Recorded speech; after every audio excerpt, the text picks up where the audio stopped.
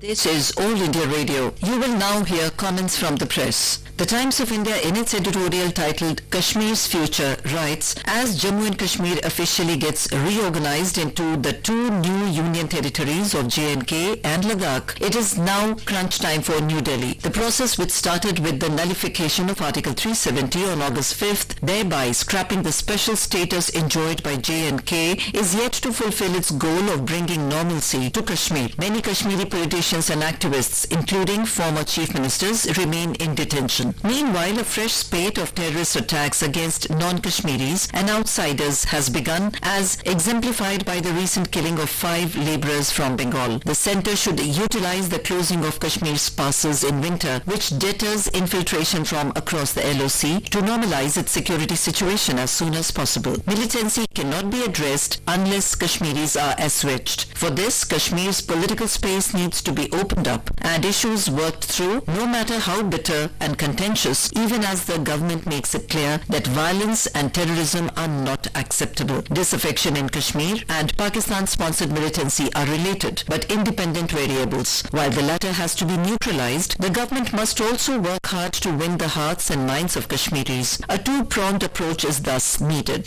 The Economic Times, in its editorial titled Finance Commission Seeds a Sound Idea, writes, the 15th Finance Commission reportedly wants to incentivize credible agricultural reform in the states. This is a good idea. India's farm sector is crying out for reform to remove restrictions on marketing, to end cropping patterns misaligned with agroclimatic suitability, to build the missing links in the chain. Good rural roads, stable rural power supply that can fuel an agro-processing revolution in rural India, a stable international trade regime for farm produce and functional spot and forward markets for farm produce that should connect the farmer to the end consumer, and rational pricing of farm inputs so as to incentivize sound crop choice, optimal input use and sustainability. Incentives in central devolutions could trigger positive change in policy. The Business Line, in its editorial titled Surveillance and the State, the centre should come clean on the alarming disclosures made by WhatsApp that several journalists and civil rights activists in the country were under surveillance through spyware developed by an Israeli tech company called NSO Group. While the US-based messaging company has not provided any details of who authorized the surveillance, NSO claims it sells its spyware strictly to government clients only. The spyware, called Pegasus, gives unauthorized access to the user's private data, including passwords, contact lists, calendar events, text messages, and live voice calls from popular mobile messaging apps such as WhatsApp. The list of people who may have been under the secret surveillance program include lawyers linked to Bhima Koregaon case and activists who campaign for the rights of Dalits and Adivasis. The Indian Express, in its editorial titled Beyond Pakistan, says the expansion and institutionalization of strategic cooperation between India and Saudi Arabia during Prime Minister Narendra Modi's visit to Riyadh, the second in 3 years, marks the consolidation of a partnership that has long struggled to realize its full potential. Efforts to end the prolonged mutual indifference began during the tenure of Atal Bihari Vajpayee, when his foreign minister Jaswant Singh travelled to the kingdom in early 2001. 5 years later, King Abdullah visited Delhi, the first visit to India by a Saudi monarch in half a century, to announce a new phase in bilateral relations. Progress in building the partnership, however, remained elusive. It seemed confined to India buying oil from the kingdom and exporting manpower. There were the beginnings of counter-terror cooperation, but the Pakistan factor continued to cast a shadow over the relationship until recently. The Saudis sought to maintain a balance in their relations with India and Pakistan, which has long demanded religious solidarity and unending financial support from Riyadh. India, in turn, seemed hesitant to adopt a bolder approach towards Saudi Arabia amidst the lingering obsession with the Pakistan question in engagement with the kingdom. As recently as in February, when the Crown Prince of Saudi Arabia, Mohammed bin Salman, visited Delhi, the question of India's tensions with Pakistan figured quite prominently. This time around, the joint statement issued at the end of PM Modi's visit made no reference to Pakistan. This was long overdue. It is rooted in Delhi's long overdue realist appreciation that Saudi Arabia has a lot more on its mind than protecting Pakistan in the name of religious solidarity, and that it is possible to build a solid partnership with Saudi Arabia on the basis of shared interests. Those were the comments from the press presented to you